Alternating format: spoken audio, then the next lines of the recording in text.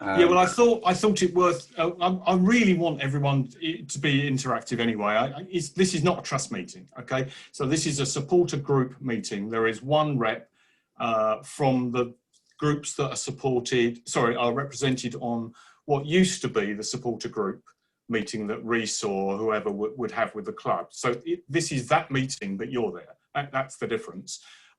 There's slight change in that a couple of people who would normally attend couldn't make it, so they have sent subs. So some of the guys you might not know, but it is probably just worth going through who we all are. You'll know. I don't know if you see the same pictures as I do in the same order, but perhaps if we could all just say who we are and who we represent, maybe. Just quickly. Starting with Paul Yeomanson, because you're in the top corner for me. Oh, right, I'm in the middle, Danny. Yeah, Paul Yeomanson, Vice Chair, Shrimpers Trust and General Dog's Body. Then we've got Dan.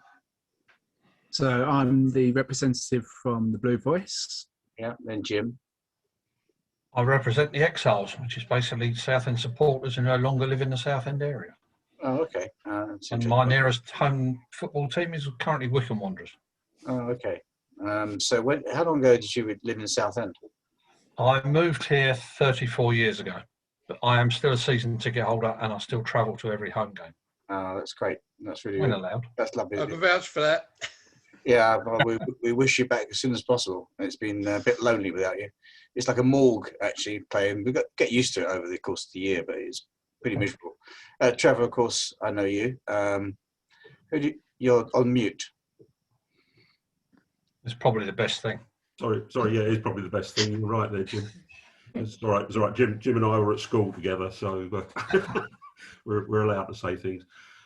Yeah, obviously, I'm standing in. Well, I'm Shrimpers Own representative, but I'm standing in. Kerry Fairless can't make it this afternoon. He's got pressing family issues, which I think might end in divorce if he wasn't in attendance. So, and obviously, I'm on the local borough council as well, as you know. Yeah. Then Ricky, of course, everyone knows Ricky. Yeah, academy manager. And then Richard. I'm vice chair of the SOS. Okay. Who's the chair of that? Scott. Is he not here? No. He's got press engagement. I said I'd stand in. Okay. Obviously Paul. Then we come down to Darren. We all know Darren. We all know Jamie. And everyone knows Ken. And then of course Patrick. So Matthew W. Yep, hi. I'm also representing Shrimpers Own. Okay, and of course everyone knows Chris Phillips as our. What should we call you? Be kind. I'm always kind to you. Why can't we see you? My camera's broken. I thought it'd be a relief for everyone. I don't know. When I try and start video, it says Zoom is unable to detect a camera. Yeah, well, we've seen enough of you on the telly anyway. I know. I'm very disappointed because I've even had a haircut, so I was looking forward to showing it off. But yeah, I'll draw you a picture on. I'll send you it. Okay. Paul, you're going to chair the meeting, aren't you?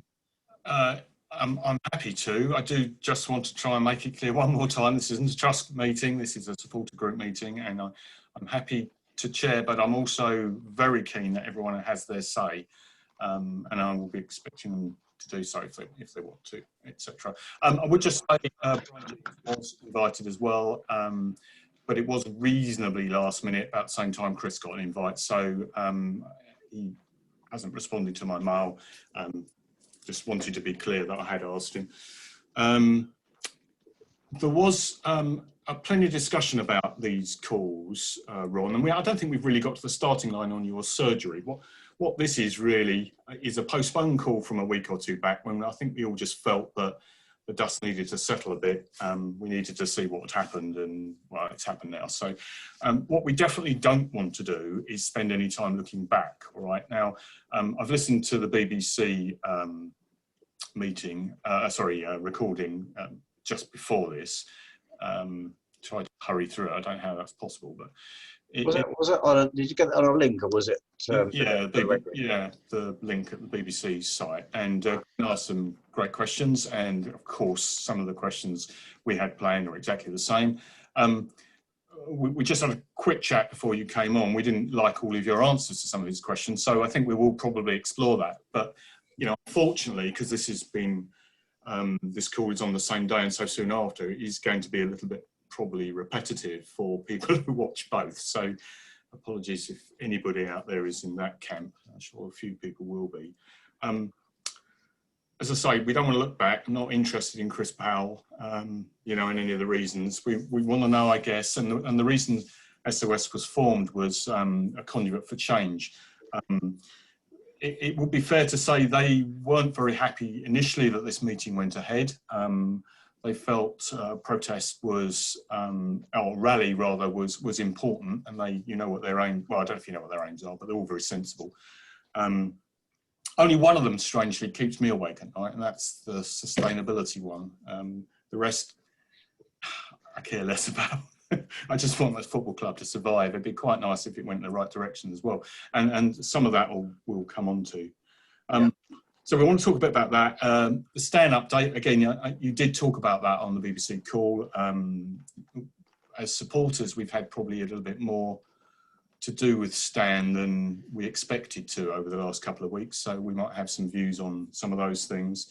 And again, we have some specific questions. I've got some personally, and I know the guys have as well. So I'll try and drag them all in at the relevant point. Are you happy with that as an approach? Now, we weren't expecting Ricky or Patrick. They're welcome. I do kind of like to know who's turning up, just because, you know, I just like to know who's turning up so we can plan, but that's fine. So they may have to sit through a lot of stuff with no interest to them, but we'll see how that goes. Are you happy with that, Ron, if we make a start on that?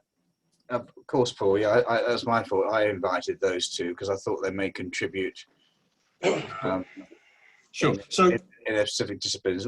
There's, of course, SOS wrote to me and asked for a written reply, and I said that I thought it would be helpful if everybody was able to get my responses, and also the nuance, because to answer some of those questions is not possible in a few lines.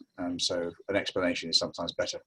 And I would have done that. And you know that I was happy to have this meeting sooner than today. But that's a true story. Yeah. Anyway, we're here, and I'm happy to have it every 3 weeks from here on in. We perhaps will discuss the format. I've said it at the last meeting, and I'll say it again. You know, the trust represents some fans. You know, a largish number, but not all fans. And I don't want to be seen as a censor or in any way in control of this, because that just isn't the case. I want the best for the club, and I know you do, and you'll say that as well, as do all the fans. There's one thing I would say though, which I think, you know, I mentioned condescending last time, and I don't think this is particularly condescending, but I think you have to be careful when you say you care more about the club than the fans, and you did say that in the BBC call. That's true, Ron. So I think it's difficult to gauge the quantity of care, but let's put it this way: I care as much as any fan. That's appropriate, but not more than. People will treat that as an insult. Okay, so pretty much everyone who sent me a question wants to know what you plan to do. And I guess trying to do better is what probably you've been trying to do for the last 10 years as well. So we probably want to see some practical change, and just really want to know what your plans are for the next few weeks, even, let alone much further than that. And there are questions on further than that as well. You know, you talked about when, if we move, etc. But what are you going to do tomorrow? You know, what is it that now we're down, you're going to change so that, conscious of what you said at the end of the call, but we come up from the National League next year? Okay, so in terms of the club's infrastructure, we're not dismantling any of it. We're keeping the academy as is, and we're keeping the under-23s as is. And we hope that the current management team will stay. They've been assessing the players they want to keep. and we are preparing budgets. So you can see how those two items, academy and budgets, interlink with Patrick and Ricky being here, just in case there's any questions of financial or academy nature that they, more detailed you want to hear about, because they are cornerstones, the academy and the under 23s of this football club. We found in the past that if the kids dropped off at 18, 19, there was no continuity into the first team. So we made that additional investment, and I'd like to keep that. I don't have the budgets yet. Patrick is working on them. Reece has been working on them, but of course it much depended on whether we are, which league we're in. And so they were doing a dual exercise for me. Now we know what it's going to be. There is a degree of funding that we still get, and I mentioned that on the radio interview from the EFL, but we do not get the solidarity money, which is $500,000. So there's an immediate chasm, but my support for the football club will continue as best it is able. And I suspect we'll have a very big budget relative to others in the National League. So I want to qualify. You mentioned, but budgets don't mean success. So some of the concern this season, and I mentioned this, and do you know what? I don't care a damn. If the players aren't good enough and they haven't got the heart, then I'm going to tell them publicly. And there's players that we've signed that haven't got the heart, and they won't be here. That's no aspersions on Sam. He might well be, but there are other players that probably good enough as footballers, but not determined enough. And that is the exercise that Ricky, Craig, and Phil have been doing since Phil's been here, really. And we'll come to a conclusion on that next week, because we have to sell him by the end of next week. That's right, Rick, isn't it? Yeah, by the next Saturday. So the amount you mentioned, the radio was half 500. It is, yeah. It's the solidarity money's about it, yeah. So I think Patrick can tell me besides. I think it's actually 460, Patrick. Yep, it's 465. Yeah. Okay, sorry, I'm getting two tranches, but it varies from year to year. So, yeah, 500 is a ballpark accurate figure. So I mean that's clearly a very big figure, and one that has to be found in one way or another. Either you cut or you invest. Probably be found in a reduction in the players' wages. The whole amount you think will come from that? We'll work. It depends whether you guys come. But this year has been very difficult. Can we count on you, Paul? Perhaps, I don't know.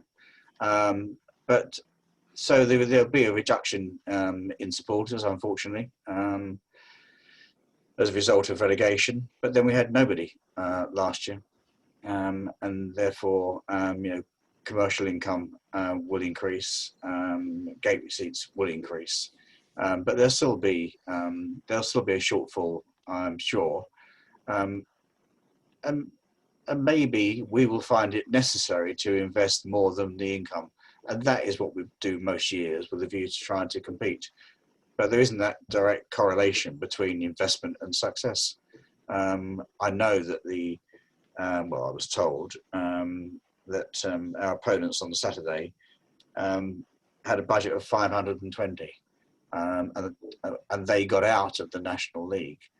They also added that when Luton were in there, they budgeted to lose £1 million year on year. How true these things are, don't know. But our objective is to have a smaller squad, a more focused squad, and hand-picked individuals by hopefully Phil and certainly Ricky and Craig that can do a better job than we did for any game this year. So, I couldn't say that. You see, people say, well, you threw Mark under the bus because you were supporting one week and not another week. Yeah, that's true. But if I give an inkling that I don't support somebody and the manager, he's dead. So that's the reason I did it. Yeah. You support the manager until you don't support him. Yeah. No, that's fine, and none of us here have said that today, Ron, and that is going back. So we're trying to look forward now. Jay had a specific question about funding. Do you want to ask, or shall I interpret your question, Jamie, to do with embargoes and funding generally? Because there's one thing having a budget, and then timing is quite important as well. I think because I listened to the BBC Essex interview, which answered a couple of things that I wanted to ask. But you did say that all good news off the pitch, I think was something you said in the BBC Essex interview. Can you expand on that? Because obviously in the past we've had winding up orders and we had a transfer embargo, and you've explained that as well in the BBC Essex interview. We don't want to go back to that, but can you explain what the situation is off the pitch now and why we're well placed? I was alluding to the support from the council for the new stadium and the ability for us to raise funds in support of the football club. Okay, so that is that money that has been borrowed off the back of the potential planning permission, or how's that been developed in advance? It hasn't been borrowed yet, but we're creating value through the transaction that will aid the relocation. And what I was trying to dispel is the myth that, you know, I'm going to be wealthy as a result of the relocation. The club can never afford to pay me back. I don't want to band around huge figures that have been expended over 20 years, but no matter what development, we first wanted retail. The retail market fell away, so we've gone for housing, which is actually obviously a second choice. It pleases the council because it doesn't impact on the town centre. It will help pay for the stadium. So that's what I was alluding to, that we're at a very advanced position with the council in terms of planning. So that's what I meant by off the pitch. Okay, so it's fair to say that the club will never, Jamie, if you want to compete, it will never wash its face. And, you know, certainly not at Roots Hall. It's got more opportunity of doing that at the stadium, but that depends on the ambition of the people who are running it. Yeah, absolutely, and I accept that, and I appreciate the investment costs you an awful lot of money. I was just trying to clarify that obviously a lot of fans are concerned about embargoes or National League rules allowing us in, but if we're in a good position off the pitch, that's not going to be an issue. There won't be an issue with embargoes or paying bills late or players late and things like that. That's, I think, what a lot of people were quite concerned about this summer. So you're saying that's definitely not going to be the case? Well, I'm never going to say definite and guaranteed, but life doesn't come with a guarantee. We will continue to do our best, as we have done for 23 years, to make sure this football club is successful. Okay. On the stadium, has anyone else got a question before I ask a very specific point on what Ron's just said? Yes, there is just one. In that interview we heard this afternoon, Ron, you mentioned about the income streams that you can gain at the stadium. I'm just wondering what you believe they would be. Well, I know what they're going to be, Ken. Tell me. I'm about to. The entire fabric of the stadium, not just the three sides, but when we build the fourth side, all income derived from that at any time. I'm also going to dispel the myth because Scott in his email said we can't have continence among a housing estate. Whoever said that? The planned application that we've applied for, and we hope the council will support and approve, allows for 4 concerts. So and up to 40 events. So let's suppose there was 30 football events, there'd be another 10 events, of which 4 could be concerts.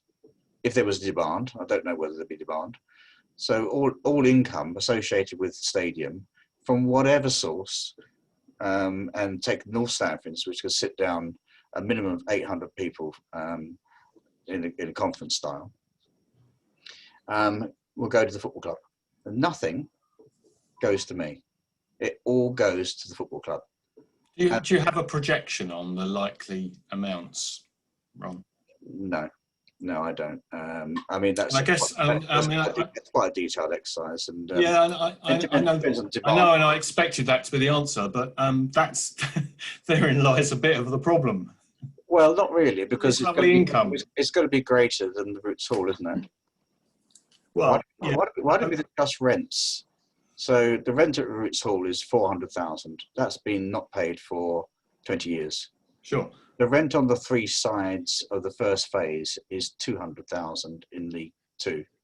So it's half of where we are at the moment. Whereas the majority of the cynical fans, and I do get a bit miffed by it, because there are no secrets. If there's secrets, it's confidential because of contractual obligations that I might have, I'll tell you. But immediately, would we expect the club to pay that? Probably not. It might accrue. And if there's windfall income, we might expect it to be paid. We might wrap it up if the stadium, I say we, it's me, but the board, and if there were some external investors, there aren't at the moment, and we're not looking for any either. If the stadium is sometimes sold, and your point might be what we can do with the stadium, it's how we would put together a package to ensure that the football club can survive long-term beyond my ownership. That's my objective. It's not to make huge amounts of money, because I can't get money back. The best thing I could have done is not got into this in the first place. But unfortunately, I am, and you fall in love with something, and you support it, whether it be your kids, your wife, or the football. And that is probably the essence of my life. You said in the BBC call, I think, correct me if I'm wrong, that the football club would arrive virtually debt-free. That's a slight change from previous comments where you said debt-free, you'd write a lot off, but I didn't get the impression you said that. Right, so what I was referring to was to build the stadium without borrowing money externally for the construction.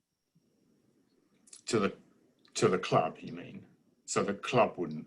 The club would have no debt on that stadium, other than okay, so right, and which you may choose not to charge, as you haven't for as we haven't, yeah. And I made the comparison. I mean, that interview was early this afternoon, 2 o'clock this afternoon. And it seemed to go on for an hour. I don't know how long it actually was recorded for. Probably about 35, 40 minutes, I imagine. Yeah, about that. Yeah. But quite a long session, really. And I guess I knew that it would probably cross over some of the things here. But the intention is to get, I suppose, an understanding of what the future holds. I mean, no one can be more disappointed than where we are. Well, maybe we can all be equally disappointed that we're in the National League. Correct. So in terms of the rent charge, and I probably won't be charged, but there's no doubt, getting back to Ken's question, that there are all the facilities in that stadium, all the income will go to the benefit, including the fans plaza, which is a massive open area that you can let for a host of events, as well as the stadium itself, goes to the benefit of the football club. Yes, I did use, and Scott pointed out that I said in 2019 that other clubs can only dream of the revenue streams. Yes, I think that holds true. I was actually alluding to the retail that we'd be tagging along around the stadium at the time, but of course our plans have changed. And if we had stayed with retail, then this opportunity would have fallen by the wayside. So it's just as well that we changed to residential. Okay. Anybody else? I'm conscious of spending quite a lot of time on this one. Can I just pick up while we're talking about the new stadium and the income streams? I just wanted to pick up on one aspect of it. It's a bit of a, I don't know if it's planning minutiae, but I know that in the application it talks about the hotel as funding the 4th side. I just wanted to clarify, because I think in the past, I can't remember if you said that the hotel is no longer in the plans. It doesn't talk about the hotel funding the 4th side. Hotels are not worth a diddly squat. Hotels are quite difficult to make money out of. But well, in the plans, the hotel is the fourth side. What's going in its place if that's not going to be the case? Well, there's 182 residential units on the 2 wings, and the hotel is in the centre. The reason that we will not continue with the hotel is that Hilton want to put their 3-star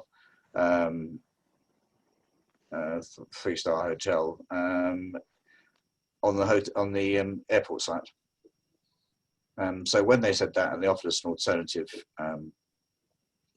license, we didn't think there'd be a demand, and we think the demand in Southend is more 3-star plus.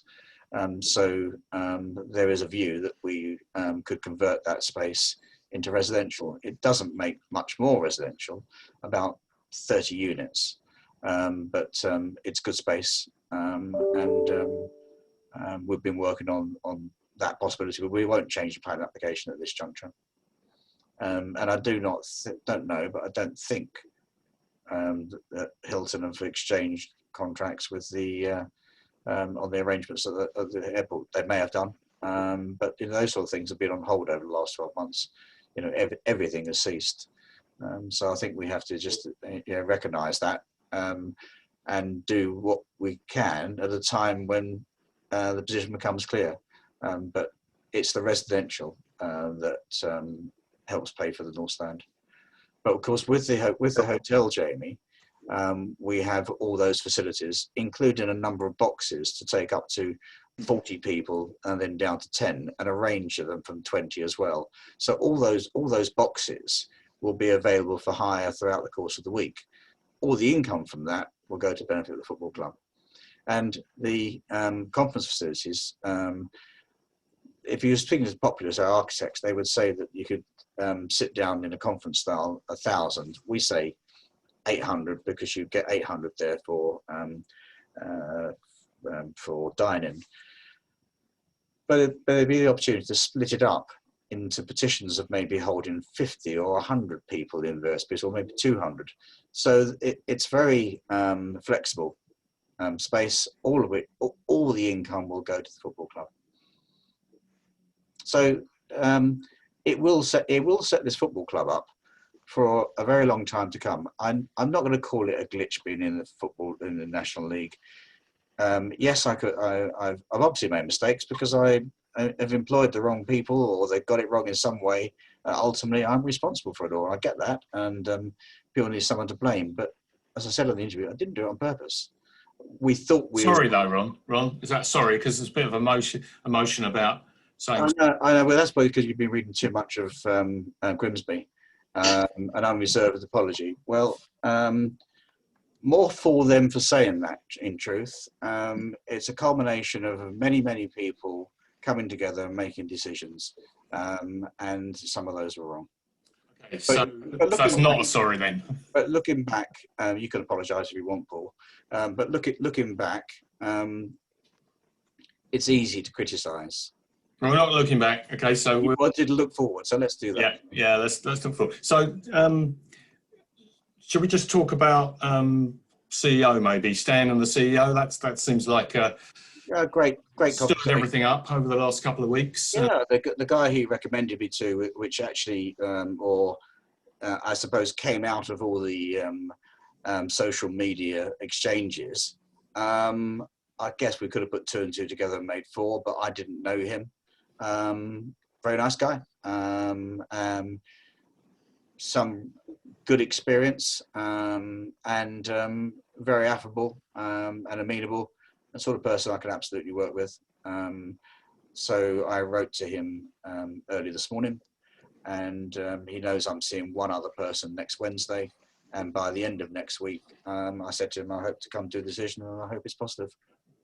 So, okay, so that's really good news. As you may remember, we fell out over this at a shareholders meeting a few years ago, and I think fans really, well, we don't want to go back, but fans felt that the CEO position since Steve has been a major cause of I know they do. I think because you haven't spent enough time making the right decisions. I think that's pretty much what you know. I know that ultimately you are the owner and it is your decision, but yeah. Anyway. Yeah, I think I think I moved on. I think I have to take responsibility for that too. I think it's an unhappy coincidence that the failure on the pitch coincided with Steve Kavanagh going to Millwall. I don't think that's entirely true. I think that Steve Kavanagh was a good, honest guy, knew his football, and the processes he followed were very stringent. But if you think what happened soon after is that Phil probably lost it a little bit in the dressing room. Yeah, so we're going back. But you asked about CEO, so I'm trying to go back. Well, more that you seem very committed now, which is great news. So yeah, I am, and I said on the media interview that I think I am spread thinly at times, and I could do with some help. And Patrick actually quite likes having somebody in that authority to bounce ideas off to, and he can't always get hold of me. Is that right, Patrick? Yep. Don't have enough for you. You can say. Don't have enough for you. You can say no. Yeah, it would be nice if we had more time together, because it is nice to work as a team. Because as a single person, you're not going to get it right every time, and it's nice to have somebody next to you that you can talk to. It's great from that point of view. So Ricky, you've sat through a few of these changes and been the constant, really. What's your take on not the lack of, but moving forward? Do you think that's exactly what we need? Are you? Yeah, I mean, I've said that I know that it's got to be the right person at the end of the day, and it's got to be someone that Ron trusts and can build that relationship with. Yeah, I've worked under a few of the CEOs we've had. It's still nice to have someone there, but I've got, I work quite close with Ron as well, and I know that I can go there if I need to, and I have done that all along with what goes on with the academy. But yeah, we were talking at 10 o'clock last night, weren't we? Yeah, yeah. And I do think, having a CEO, it'd be nice to see what that would bring, and see what that person can bring to the football club. That's important. They've got to bring something. They can't just turn up. They've got to bring something to the table, I think. Let me cut across. We are definitely going to have a CEO. There you go. It may well be the person that I saw with Stan. He seems to be a very good person, very stable. But I do want to see this other person who I have met previous next Wednesday. I'm seeing him in London, and I'll make a decision immediately after that. Good. What about, are there any other holes in staffing that need to be filled, do you think? Or is it the opposite because we're going the wrong way? It's been a funny period, Paul, over the last 12 months. So the club secretary, Amanda, through lockdown, found that she didn't, like in the first lockdown, didn't see her grandchildren, so she wanted to change her lifestyle. And she was on, a good salary with us, so she inevitably took a cut. Reece wanted to step up to the plate and take on that responsibility, which he's done. I don't think that the full gambit of Amanda's role has been inherited by Reece as yet. So it's probably a good time, and I did say this to Reece, that at some stage that we'll employ a CEO from whom he can learn. And the principal difference between the person that Stan's introduced and the person I've seen on Wednesday is the wealth of experience. The second candidate is a lot older, but a huge amount of experience.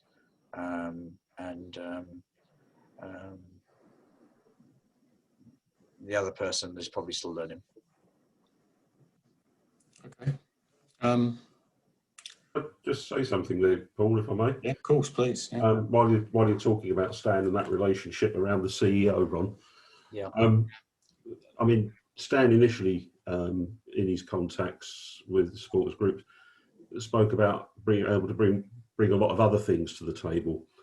Do you see your relationship with Stan developing to that level that you can take other, how can I put it, other influences from him on board as you go forward? Do you think you can build that relationship to work with him as well?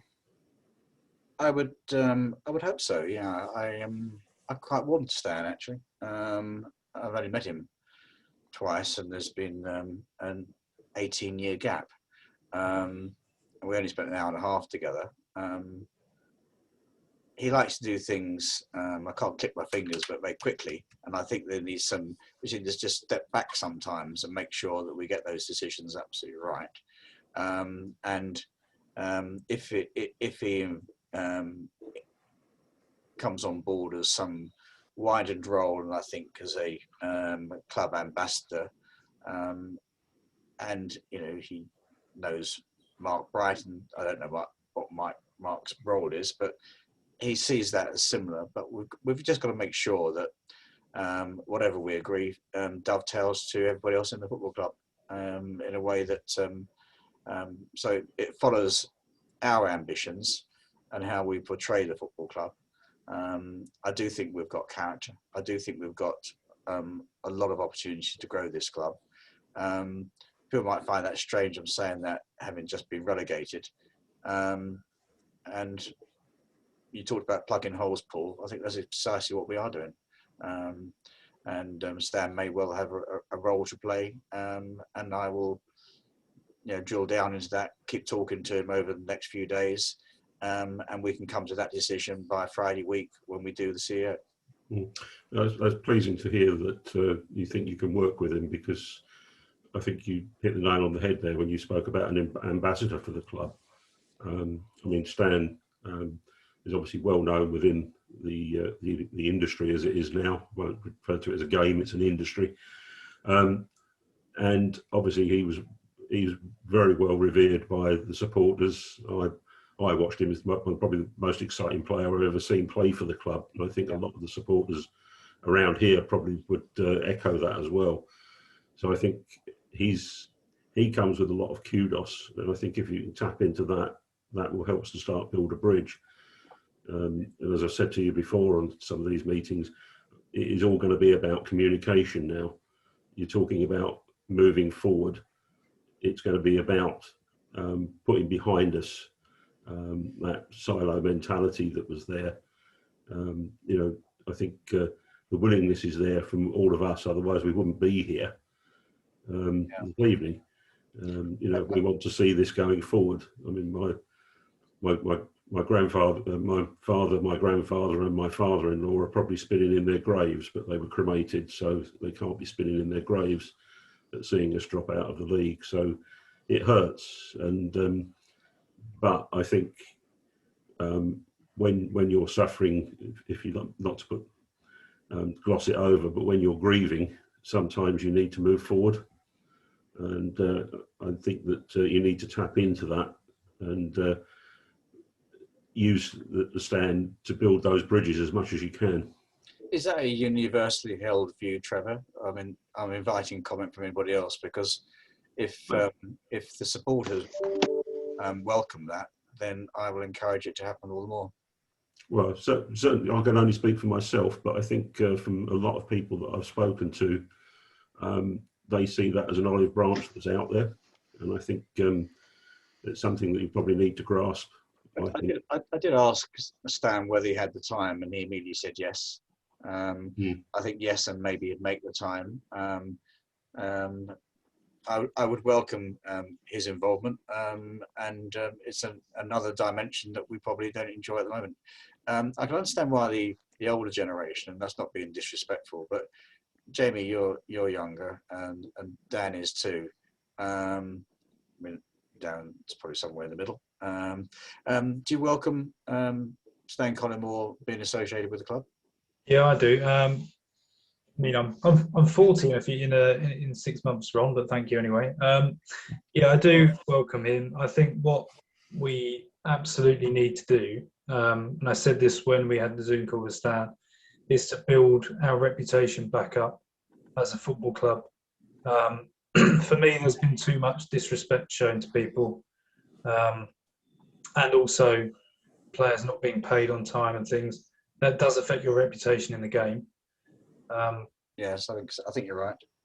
And kind of we do need to kind of have. I think, you know, I can't say whether we got our first choice targets this season or anything like that, but it didn't seem as though we were. I don't think we did, Jamie. As if we were kind of scraping a little bit, and that may be because of our reputation in the game.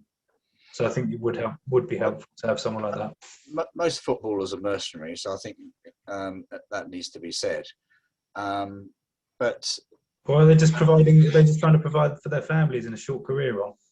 Well, I always say that. Yeah, they always find there's always a reason why they want more money. But we didn't. We had a list of targets, and Mark wasn't able to deliver what he wanted all the time.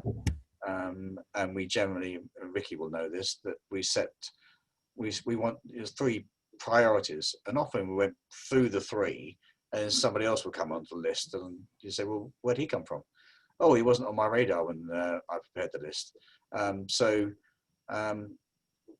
I don't think it was quite as structured. That's not a criticism.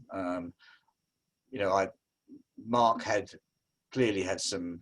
You're going back wrong. For context, it's okay, but you've agreed with Jamie's point, I think, that we didn't get the right. Well, with respect, Paul, if you want to put it in context, I think we have to go back sometimes because we're trying to build to go forward.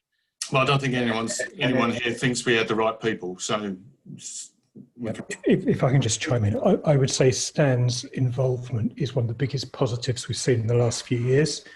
I felt a sense of people coming together, which hasn't been that, for a number of years. And all of a sudden, I saw people uniting around wanting to move the club forward. For me, that was a huge positive. That's great to hear. Thanks, Matthew. Okay. Paul, down to you again. Well, no, only if Jim's got a question. Just moving forwards a little bit. Ron, you said you hope by the end of the next week you'll have made a decision on a CEO, and hopefully it's a positive one. Let's assume that those people have got a job already and therefore won't be able to join for at least a month. What will you do about appointing a manager in the meantime?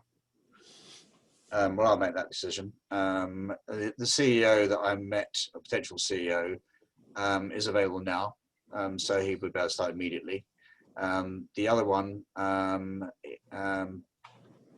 probably is committed until the end of June at the earliest, but might be able to wriggle out sooner if he was attracted. Much depends on terms. I've discussed terms with the person I saw with Stan. I have no idea what terms might attract the second candidate. So there is some quick negotiations to be done, but I have a specific role in mind for actually for both of them potentially, not just the one. So you're alluding there, Ron, that you might employ both? I might. Right. Okay. And while we're on talking about employment, you spoke about the management side there. Yeah. And I understand, again, from what we've seen in the media, that you'd actually offered Phil Brown a longer term deal than what he took. I understand that he did that as a psychological thing for the players to say that I'm here for the same duration as you until the end of the season, and then everything changes. That's correct, yeah. I mean, obviously, alluding from that, then obviously he's your first choice. But do you have a plan B? I know that's it's a double-edged sword of a question, I know, but I might have gone. I'm used to asking them because I'm a politician. Do I have another manager in mind if Phil says no? We can't agree terms. No. Right. I think Phil and I will come to terms. I've heard no negatives from Phil about the opportunity. He knew what he was taking on. We were never in control of our own destiny when he came here. But I think the players have responded to him. And Ricky, why don't you give your view as to whether you think that the team that we've got at the moment will hold together?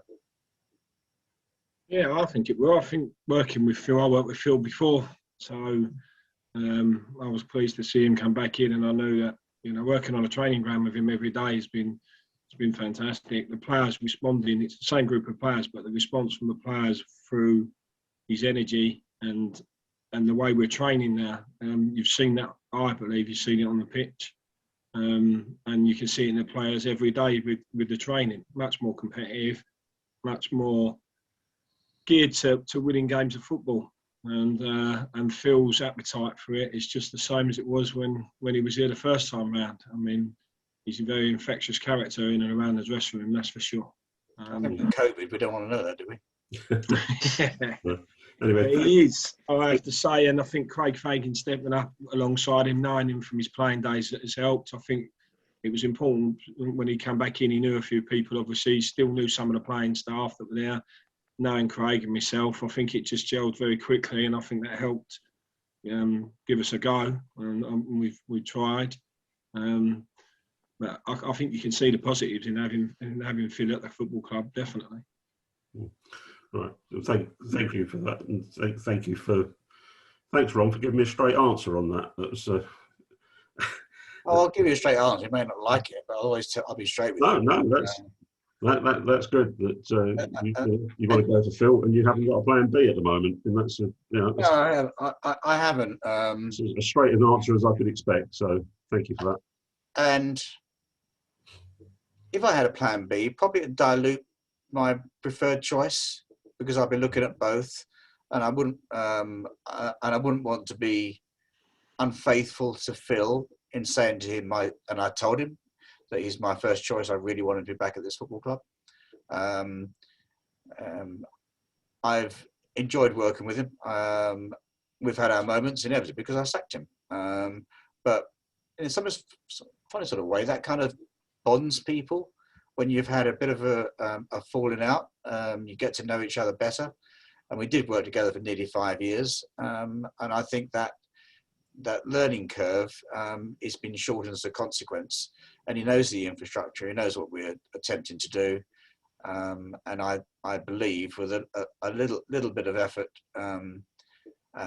between us and the council, we'll get to where we need to be. And once we've achieved that, the future of this football club is very, very exciting. So, does he still own the shares that you gave him last time he was here? Do I still own the shares? No, does Phil still own the shares? No, he doesn't own the shares. He had a share option scheme, but that fell away when he got dismissed. Thanks. So, we're conscious of time, can we move on to a little bit further on? So next season, Ron, you want us all to come back. So how are you going to approach that? You've got some emotion to overcome, obviously. There's a lot of hurt, a lot of pain, a lot of vitriol still, which you'll see. But next season, pricing, some sort of strategy for the refunds for this season wasn't great value for money. I'm not blaming you for that, but there it is. There's the facts. A number of the questions I received were on that point, and several people on here wanted to raise that. Well, Patrick's preparing the budget, but why don't you give us your views? You are the club. Why don't you tell us what you think a fair value is for a season ticket in National League versus League Two? Okay, so Reece has reached out to us for that, and he's had some comments back. So we are working with Reece on that. I don't think he's. I didn't know that. We asked for a value though, so I'll take that on board. Yeah, I think you should really. I mean, but this is a double-edged sword. I think it was it Trevor? Yes. Yeah. Because if you dumb down those prices and we don't have the income, and then next breath, and I'll be saying it to myself, Phil comes to me, he wants another striker or whatever, and it has to be afforded. So there's no point in. It's got to be fair value, hasn't it? And I absolutely didn't say cheap though, did I? I said you need a strategy for it, and I completely appreciate a fine balance. So yeah. But you need a strategy. We had bit of a coming together on this last time on the refund side. And, you know, I know that you've dealt with these specific refunds, thanks for that. But there's a more general refund issue which you need to deal with, which Or is credit. Yeah, absolutely. Sorry, yeah. So I was speaking to somebody who's in the industry, but a Leeds supporter and season ticket holder, and there were 3 options for Leeds in what they do, and it was either some form of credit, some cash back to spend in the shop. So I think we'll come up with 3 solutions. People can then choose what they want to do. Yeah. Of course, we want people back. I find it disappointing. I suppose it's understandable because the vitriol has to go somewhere, and disappointment is thrown at me. But you know, we are in this together to try and build this football club. Of course, I want you back, but not for financial reasons per se. Of course, that'd be great. But to create the atmosphere to support the team and for them to do better. And that's about it, really. You know, that's the summation of how I feel. So just on that specific point of last year, then, do you want us to do something to tell you, or are you going to come up with something? I wasn't clear what you. We will tell you, and we'll tell you by the end of next week. And you'll give us some options. Okay. We'll give you 3 options. Yeah. I'd welcome your engagement with Reece on numbers. That'd be helpful, please. Okay. And then we can get season tickets out there. Yeah, I think while you're talking about round the numbers, Ron, I think there's going to have to be something done on that, because we're not. I know we're not paying exactly the same as we were, but we've been virtually paying League One prices because we've dropped so quickly, and I don't think that we can sustain that value into the National League. I agree, Trevor. It's something that's not hit me particularly, because I actually reached that cusp of me turning into an old so-and-so. So I've gone on to pensioner rates over the last 2 years. So I've actually been paying less than I was when we were in League One. But that, I think, is going to be a thing. You're going to have to balance that with value for money. As to what we're going to see, and I know it's a very fine balancing act. I know, and I appreciate that. But I think if you're going to get people back and infuse people, I don't want to buy people back. I want them to come back, but I want them to have good value, and I want to play entertaining football, and that's sometimes where the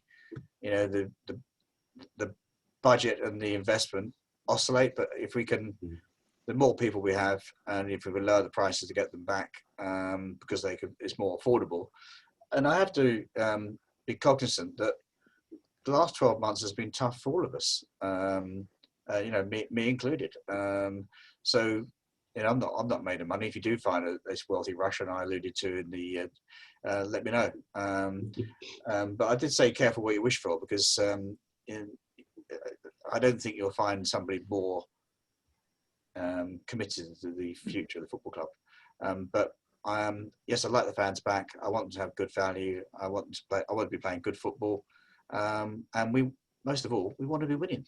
That was the just why he wasn't here last year, because it's been dreadful. I know you've seen it on iFollow, but it wasn't great. Well, to be honest with you, the 2 games that we managed to get back in for weren't bad games, and we won them. But it shows you the power of the supporters, really. Yeah. Shows you what we give. I think that's true. I think you're going to be. I think you're going to also have, again, it'll be a double-edged sword. But I think you will have a lot of people that will come back just purely because we haven't been able to be in the grounds for a year. So people will come back because they'll want to come back and see football. Yeah. You spoke about getting a Russian oligarch or somebody in. We're speaking about double-edged swords. Would you want? I don't think many of us would want to be in the position in 7 or 8 years' time where we were being courted to go and join the European Super League and break away. So you have to be careful what you wish for. There's you're talking about double-edged swords. That's a double-edged sword if ever there was one. Yeah. Ron, have you considered the Bradford model of selling tickets cheap to get the people through the door to support the team and spend it on the merchandise? I don't think that's a very successful model. Patrick can run the numbers, but of course they've got probably a greater pulling power in League Two than we had. But did it help them win? Clearly not. I think their ticket prices went down to £100 at one time, didn't they? I think that's right. Yeah, for when we were 300, they were 100. I think it's when we're talking about being proportionate, I think it's got to be a balance between getting the maximum number of people and giving the greatest value.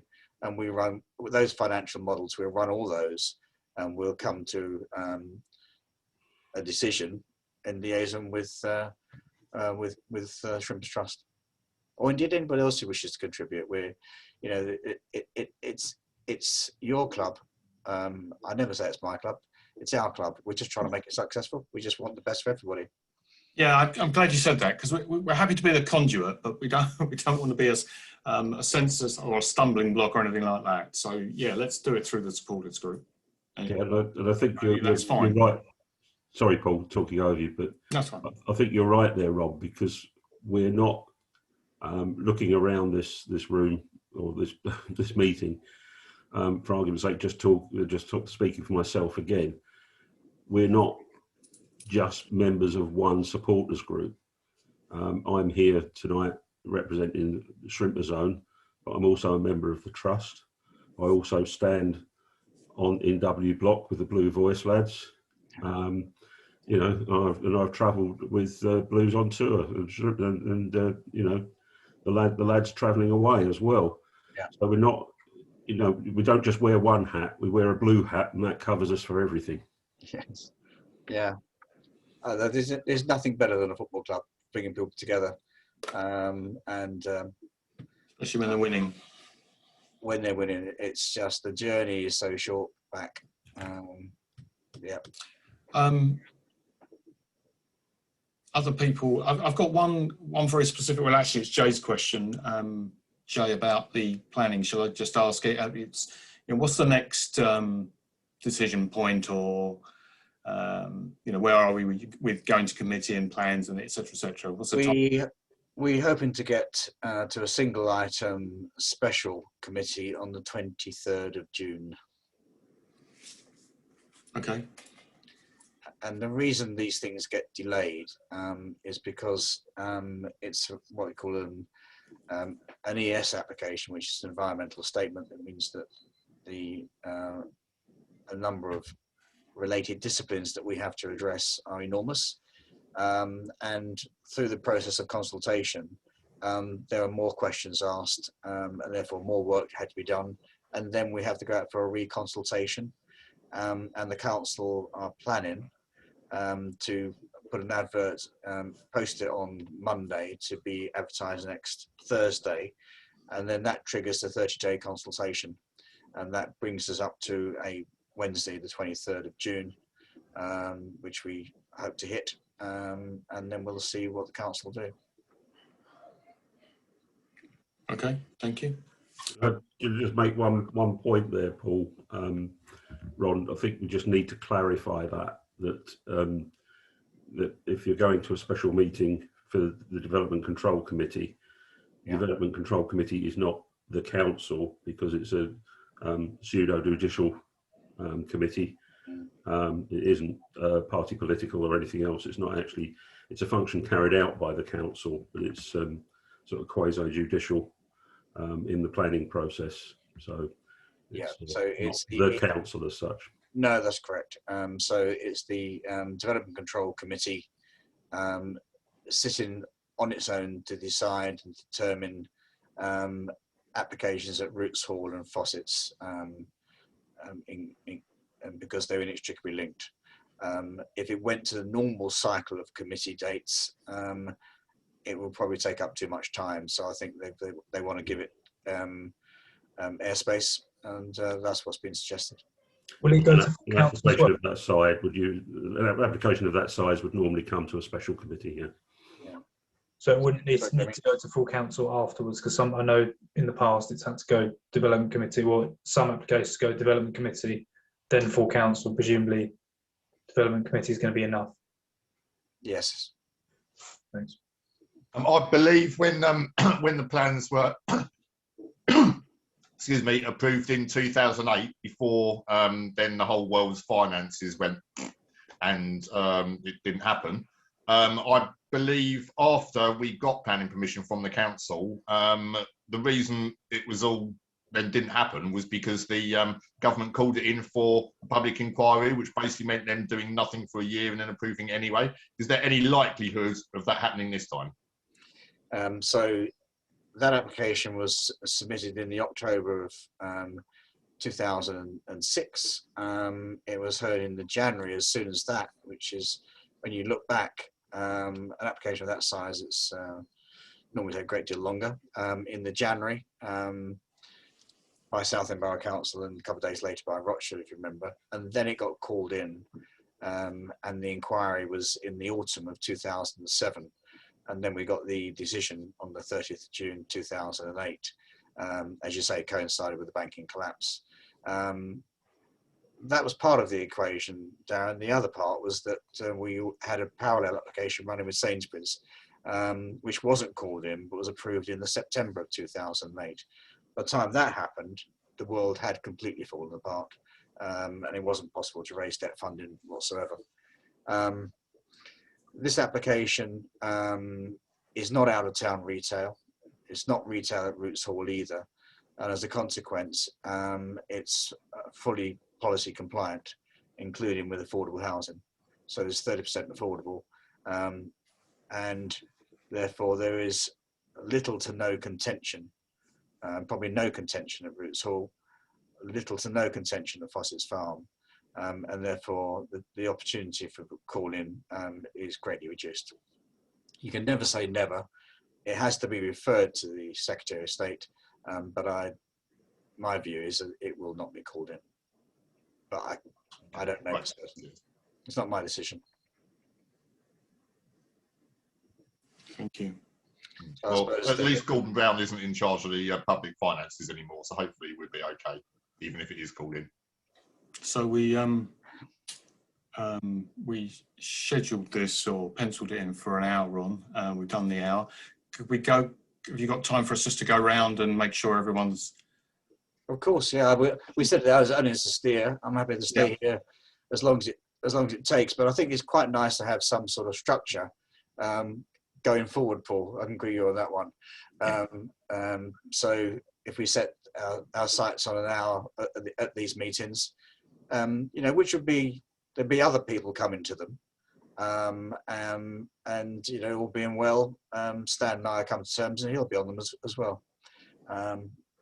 But I wouldn't want to cut people short because it's a very sensitive time in the football club, and if they've got questions they wish to raise, then I'd rather answer them. Okay, shall we just do that then?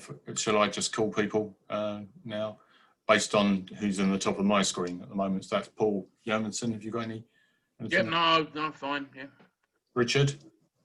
Yeah, something I want to clarify. See, Mr. Martin, you said that obviously the income stream will be beneficial to the club. Will that be beneficial as in it will actually go to the Southend United Football Club Limited, or will that be going to you for you to sort of dish out? What a cynical question. The answer is it will go to the Southend United Football Club Limited. Okay, that's fine. What have I got to do sometimes? Well, this is my, as you I'll tell you what, Richard. Richard, go and take a week off work and go and sit in Patrick's office, and then you'll come out astounded of what's been going on to the benefit of Southend United Football Club Limited. Sorry, the Football Club Limited. Okay, and the other one is obviously the rent. Is that a fixed rent, is it, or is that a no? It is goes that just a rough figure? Is it? No, it's the future rent. It's documented, and it increases as you go through the league. So for the first phase, it'd be 200 in League Two, 300 in League One, 400 in the Championship, and if we reach the glossy heights of the Premiership, it's capped at 1 million, which actually is diddly squat if we ever did that. And that's part not just because of income. Well, it's never been paid at Roots Hall, but the future, if I sell the football club having got it to a sustainable position as my objective, then the cost of the stadium will be discounted massively for that person, and then it's not such a burden whether to the football club if they chose to charge a rent, or more likely they could afford not to charge a rent because they've got a reduced capital value of the club. So those things are all in the round that might happen at some time in the future, but it's not the immediate future. But that is what I want to do. Presumably, then I don't want to leave the club. I don't want to leave the club. Yeah, if that's on a sliding scale, Ron, then presumably that would be 100,000 in the National League. Yeah, well, we won't. Well, all right, then there's a prediction. We won't be in the National League by the time I build a stadium. Okay, fine. I'll hold Hopefully, you to that. that's a positive thing. Yeah, I'll hold you to that. I'll hold myself to it, Trevor. Good. Richard, did you have any more? No, because I don't want to be accused of being cynical. I just want to ask a simple question. But I mean, the only thing Well, it was cynical, cynical, wasn't it? I said go to the football club, but I mean, you're thinking, but there's some other football club other than Southern United Football Club. Come on. Well, I was just going to compare it to obviously other rents as well. Obviously, so like he's mentioned Swansea, and they pay 180,000 per year, and obviously, and that was as a Premiership club. Orient 150,000, and they pay for repairs. And Colchester 130, 140 plus a minimal percentage. So it's quite a big difference, obviously, from your sliding scale. Let me correct you on, first of all, Culture is built by the council. Yeah. The first 10 years, the rent was 300,000. At the end of the 10 years, the council decided there'll be some a ratchet scheme where they would take a percentage of turnover. And if they envisaged the turnover might be based on 7,000 or 8,000 people coming through the turnstiles. As a consequence, they've probably got their sums wrong because they thought the ratchet would actually improve the number above 300,000. So, we don't all get it right, but they were the forecasts. Okay. Oxford, for example, pay 800,000, between 600,000 and 800,000 a year to the owners. So it varies greatly between football clubs, what comes with the stadium, etc. And what I can confirm is that whatever income we've had here over the years and what will be with the new stadium will go to the football club. And it has in the past. It goes for our commercial department. Sorry.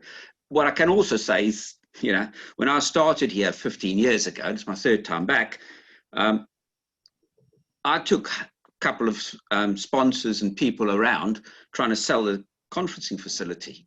And when they looked at it, funny enough, nobody took it up, not one. So with the new stadium, there will be a greater potential to sell conferencing and a lot of other facilities that we don't have here. So not only will it be cheaper to run the new stadium because it's all state-of-the-art, etc., and it's not a decrepit old building like this that, we've got to comply with a lot of safety things to make sure everybody comes safe and leaves safe. But it'll also be able to generate additional income that we cannot generate at present. So, for the club, it's going to be a great boon, and it will all come to the club, that type of income. But that I can say. Okay. Richard, any more? No, that'll do. Thanks. Ricky? No, I'm fine, thanks. Jim? Well, I hate to say it, but I've got another one on the revenue streams. So the stadium is going to have a number of residential units built into the stadium. Will those units be owned by the football club, by the stadium owner? Will the rental income from those go to the football club? No. Will there be leasehold? I'll stop there. They'll have to be leasehold because they're built and stacked above each other. Yeah. So they will be leasehold. Will they be let? Potentially, a build-to-rent scheme. So yes, but that revenue will not go to the football club. They all have we also have the ability to sell those under a long leasehold interest, probably 99 years. Okay, thanks. Jamie. Yeah, I do have actually a couple more. Just don't want to hog it, but I just want to find out. Obviously, Phil Brown's not confirmed as a new manager. He'll probably discuss that next week. Who's identifying transfer targets at the moment? Because we have no head of recruitment. I understand it. We don't want to get left behind like we did last year. Is there? I presume there's work going on. I mean, Ricky might be the best person to answer this, but I presume there's work going on to identify appropriate transfer signings for the summer. Yeah, that started. We do have a head of recruitment, but I was going to say that we still have a head of recruitment, and we're still working together. Me and Anton and Phil and Craig, we've met already twice since Phil's been in with targets and players that we're looking at. Obviously, players that we've already got in the club, also players that we've highlighted over the last 6 months, and that's on a list. And we're sort of engaging with Phil in that already, and Phil's taking an active role in that as well. Okay, I wasn't aware that Anton Robinson was still with us. Yeah, he's still with us. Okay. Sorry, I did have another question about the accounts. I think we're still waiting to file them. Do you know when roughly they'll be filed? I'm expecting probably at the end of this month. Certain things, because I cover health and safety as well and stadium manager, because of, people appear, us having, shall we say, the protests, that has taken up a lot of time. I've had a lot of meetings with police and things like that, that unfortunately has pulled me away from doing the audit. At the time, we did say, to a certain extent, it's an unknown piece because the auditors have started. But unlike in the past, we don't have the benefit of a couple of clerks on site digging out invoices and things, and I'm having to dig it out. So, and my staff. So, I'm sorry, we'd hoped it would have been the end of last month. We'd aimed for that, but due to certain unforeseen things coming up, like the safety of people on our premises, that's had to take a second place because obviously the safety of people is paramount. Thanks for clarifying. Good question. Aaron? No, nothing more from me, thanks. Trevor? I'm fine. I think I've got the answers there that I need. Ken? Yeah, there is a couple of things still concerning me. One might be Patrick or Ricky may have further insight on, and that is, am I right in understanding that the funding for the academy does go down from for our entry into the National League and would potentially go down even further? Not Should for we 18 stay months. there? It's the same for 18 months, then it falls on. Yeah. Same for 18 months. And then it ceases. Ceases completely, yeah? All right. So all the more important to make sure we get up in the first year. Well, that's another thing I was going to bring up, Ron. Then in the radio we heard this afternoon, you seem quite, to put it bluntly, dismissive of the National League. But there's a lot of, there's people I spoke to who have greater knowledge and inside knowledge of the game than I have, who say, don't count your chickens, it's going to be tough in that league. Oh, no, we accept that. I wasn't dismissive. I think I wouldn't have used that word. No, you didn't use that word. You just came over as dismissive on the subject of A, the structure of the league, and B, the quality. I'm dismissive. And, almost as if, we ever go get out of it. Don't worry, lads. I'm dismissive of the administration of the National League. I think I said they were shambles, but that's them saying it to me. Other clubs who are already in it telling me how poorly it's administered. And I think that is probably right, isn't it? I mean, the chief executive stood down and they have had some very strange decisions running through their league. Not the fact they're being curtailed, but the promotion and relegation is a major issue. Major issue. But no, what I was saying in that radio interview is that you shouldn't be saying it's 100 years of being in the Football League gone down the pan. It's could be 9 months and we're back in the league. The fact that the funding stays with us for the first year is important to make sure that we do get back in the league. There's no guarantees. I'm sure it'll be tough. I think they bypass midfield mainly. Probably won't play as much football, probably bigger and they're stronger. So we'll have to choose a team to compete in the way that they do. It's different. And I think that Ricky feels the same, don't you, Ricky? Yeah, I think we're going to have to, I've said all along that we might have to look at some players that have played in that league and bring them in just so it's part of that team. But we've been looking at it. I've been looking at the National League for the last 3 months, as you know, Ron. I've been watching and getting clips in and watching games. And I know Anton's been out watching games, so we've got a sort of clear picture of what it's about now. And I think Phil's now started to watch a few of them as well. So I think we're starting to get ourselves in the right direction. We know what we need and where we're going. We've still got a few more meetings, but I think we're getting a clear picture of what we're going to need in the team to have a go at being at the top of it. That's the goal. I think we've got to go with that attitude. Yeah, I think that's right. Ricky's given a very positive attitude to it, which is good. But we, what I'm saying is we need to be not overconfident that it's a piece of cake. We're going to get back straight away. But I don't think I did say that. What I said. You didn't know. No, all right, they're not your exact words, but you did sort of come over as. I don't want to give that impression because it's a bit like Richard saying. Being cynical. It's cynical to suggest that income, when I say go to the football club, and yet there's some another company that might be shifted to. It's just not where we've been for 20 odd years, and now we're getting these things said to us. And it's not appropriate. It's not right. So in terms of what I was saying is that we are a large club in the National League. But of course, that has its disadvantages because the majority of them think that it's a cup final every week. Little like we want to beat Sunderland. I mean, our fans are fed up. We're all fed up. What about Sunderland? They can't get out of League One, and they have 40,000 people going there. How bad it is for them?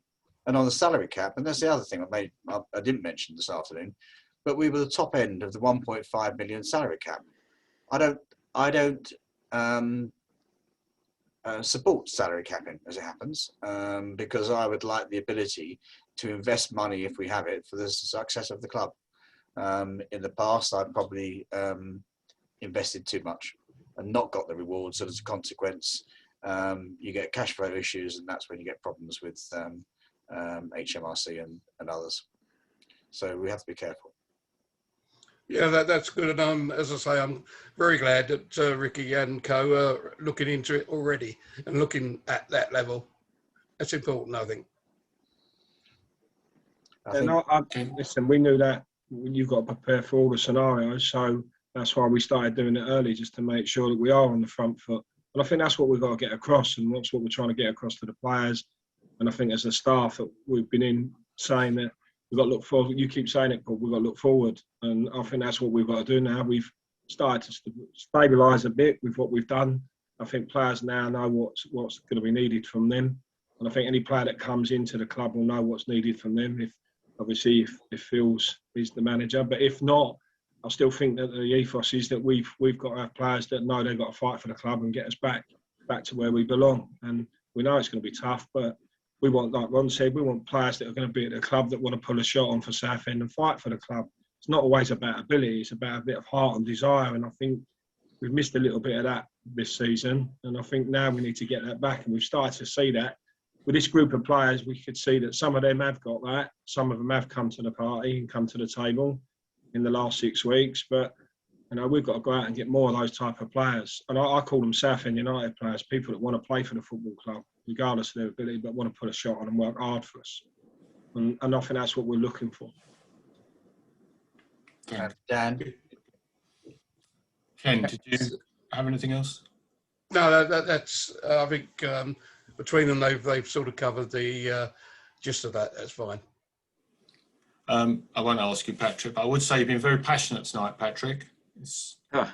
Well, I'll pass a compliment back. Reese actually said to me earlier this week, of all the guys that came back on the ticketing strategy, Paul was the most positive and the most constructive ideas. So, compliment back. Oh, shucks. Thank you. Ron, I'll give you a go. Dan. So I'm very glad, Ricky, that you've already been looking into the National League. That was one of my biggest concerns with the last few months. Where were we going to be? How are we going to approach being in the National League? And essentially not taking it for granted, because that's going to be a very tough league to get out of. So I'm very glad that we've been proactive in that. Regarding season tickets, obviously we've only been to 2 games this year, and we've paid £370 worth of our money for that. I won't go back too much on that, but it'd be nicer to know sooner what was happening with our money. I know that there are clubs that were communicating with their fans from as early as November, saying, this is the situation. This is what COVID how COVID has affected your season ticket, and they've been giving that communication to fans and giving them the options early on. It would have been nice to have had that from early on as well. That's a fair point. Because otherwise, it's just it'll be fans that may not be in the know of a lot of things will say, well, Martin has my money. What's he doing with it? So that's a concern that fans, every single fan will have that concern. So a bit more communication on that front, that would be appreciated. Regarding season tickets for the National League, I've just in this call gone onto Google. For the 2017-2018 season, the average season ticket, the most expensive average season ticket was £297.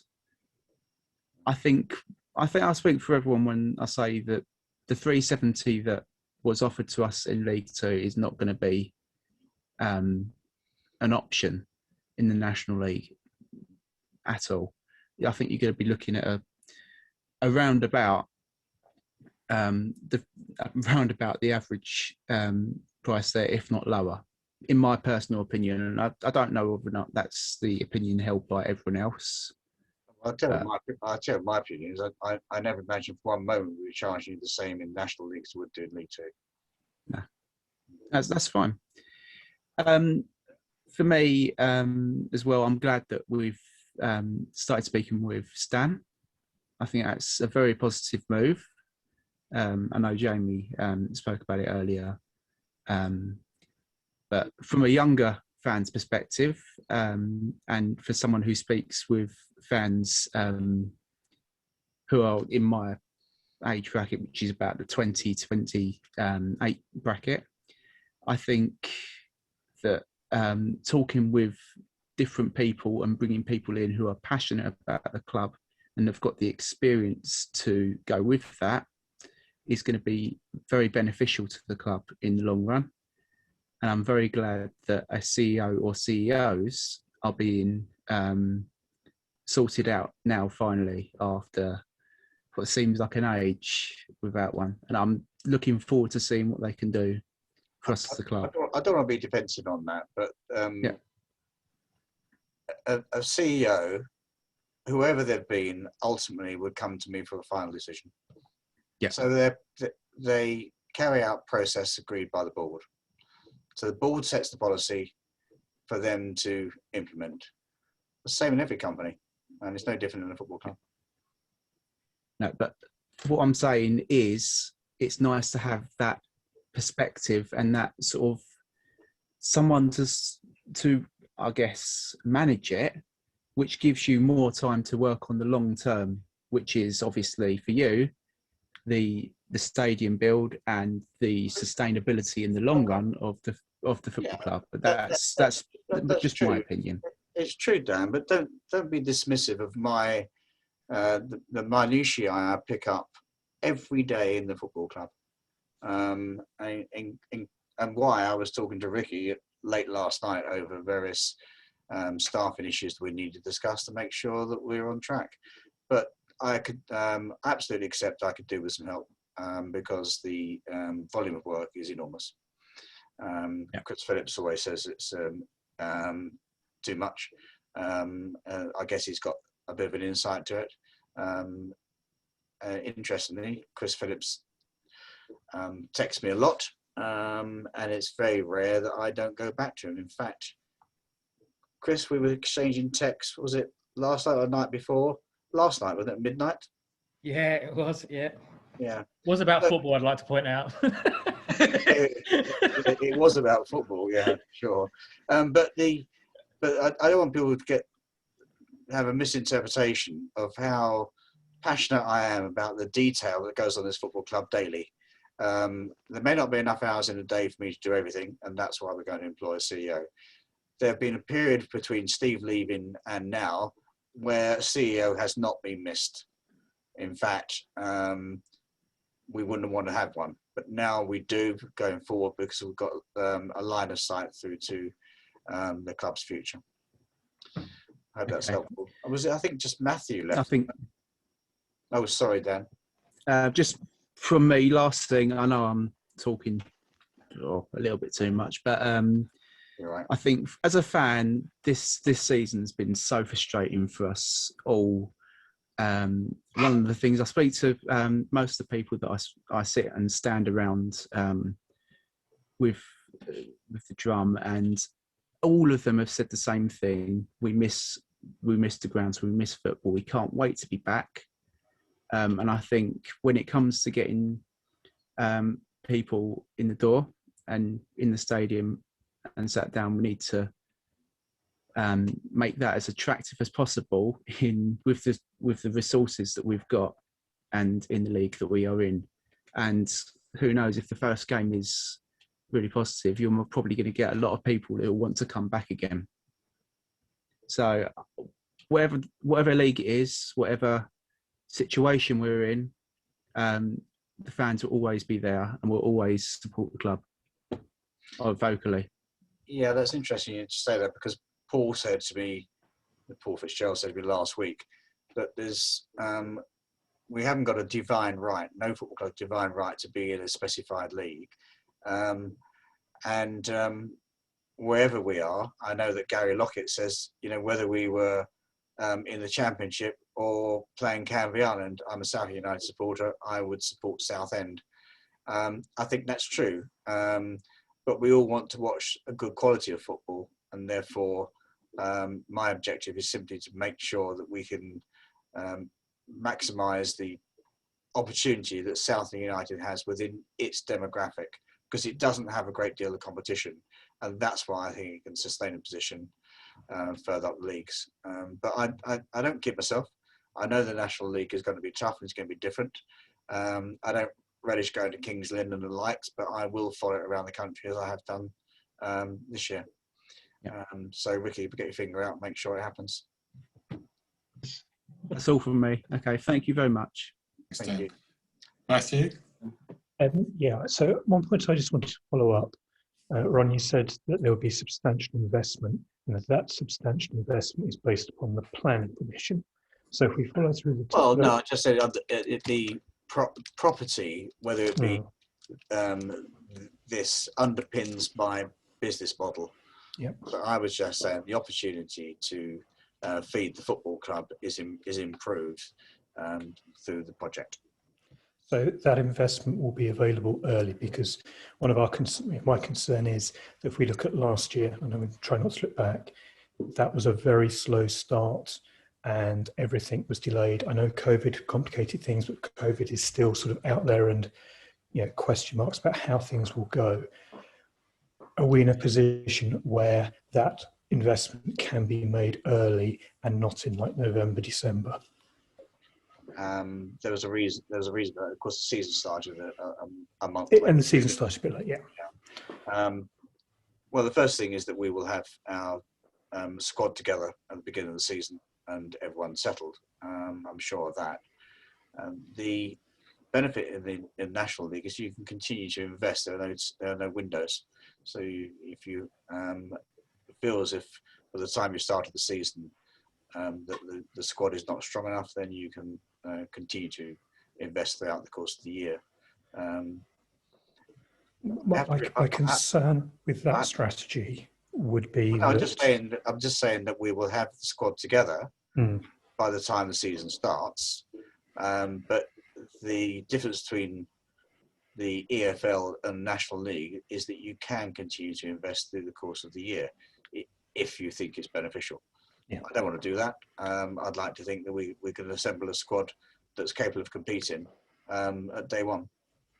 I would hope so too. I just think it's the start this year is incredibly important because I think for the whole morale around the club, we've been through probably like 5 years now, which have been, getting ever worse. The last 3 years have been terrible. And I think one of the things we need is sort of a winning mentality. If we start off with a couple of defeats, I really do fear for it. And I think we may be looking over our shoulder rather than looking at a promotion straight back. So my concern is that we will be ready to hit the ground running because we weren't last year, and I think that's why we're going out. That's why we've gone out of the league.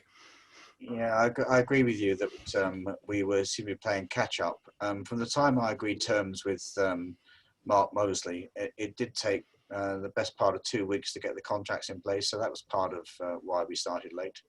I think people just think that we left it, but don't forget I was trying to find the right manager.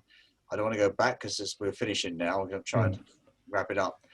But the manager that you identify and you actually want is not always available when you want them. That is football. So we have Phil within our midst. He's somebody I do want.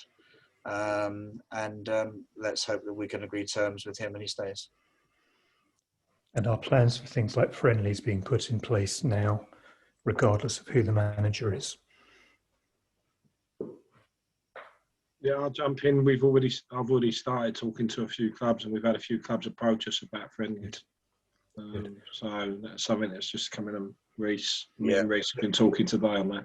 We had a Premier League club come to yesterday, wanted to play at their place. We'd rather have them play at Reece Hall. There will be approaches. These things move around significantly, but we would like to nail that as quick as possible. And I don't think that the clubs that are approaching us and we will go to necessarily see us as a National League side. They probably still see us as a League Two club. That's something we need to do. But let's understand that last year was a very, very different year for us all. Tough for us all, both financially and disruptive. But it seems we begin to look forward to normal times again with flow tests and the like. I'm sure that will happen. Then we can get people back in the stadium and create the atmosphere we once enjoyed. That's the objective. And is the current thinking that fans will be allowed in unlimited numbers from the start of the season? Yeah, so that is the thinking. Let's hope it happens. Paul, anything else? No, Chris, did you have anything? I was just going to ask off the back of the BBC Essex interview about looking into the relegation and sort of saying that it wasn't fair that there was no relegation from the National League. I just wondered what exactly that was going to entail. A proposal has been submitted to the English Football League, which has been acknowledged, and it will be discussed at next week's EFL meeting, and ultimately perhaps at the AGM on June the 10th. But it's just a position that we in Grimsby feel should acknowledge the unusual circumstances of this year and the fact that National League are not relegating, but they are promoting. There are a number of scenarios that might turn out of that, but I think the way it's pitched at the moment is unfair to relegated clubs in League Two. Yeah, and is that a proposal from you or from a governing body? Well, it was submitted by Grimsby with our input. Brilliant. Thank you very much. Cheers, Chris. Thank you, everybody, and thanks, Ron, for turning up. And as I say, you know, some of these questions are obviously very similar to what you previously answered, and you know, timing just didn't work, did it, this time? But we'll we had a couple of actions on season tickets, which we'll get back to you on. We do need to sort out how this is going to work going forward, and I'll come back to you with thoughts from the guys. Is there anything you want to leave us with? Only to thank you all for coming on the call. Richard, I didn't really mean to say that you're cynical individual. I just thought the question was, so my apology if it came across differently. You're only going to get straight answers from me. I guess I get a bit prickly when people assume that I'm not telling them the truth, because that's never the case. If I can't answer something, I'll tell you I can't tell you. But if I can tell you, I will do, and it'll be the honest answer. So that was all I meant by that. So thank you again, and we'll see you in 3 weeks, I guess. Yeah, okay. And well done to you, Paul, for sharing it. That was great. Okay. Thanks, everyone. Thank you. Bye. Thank you.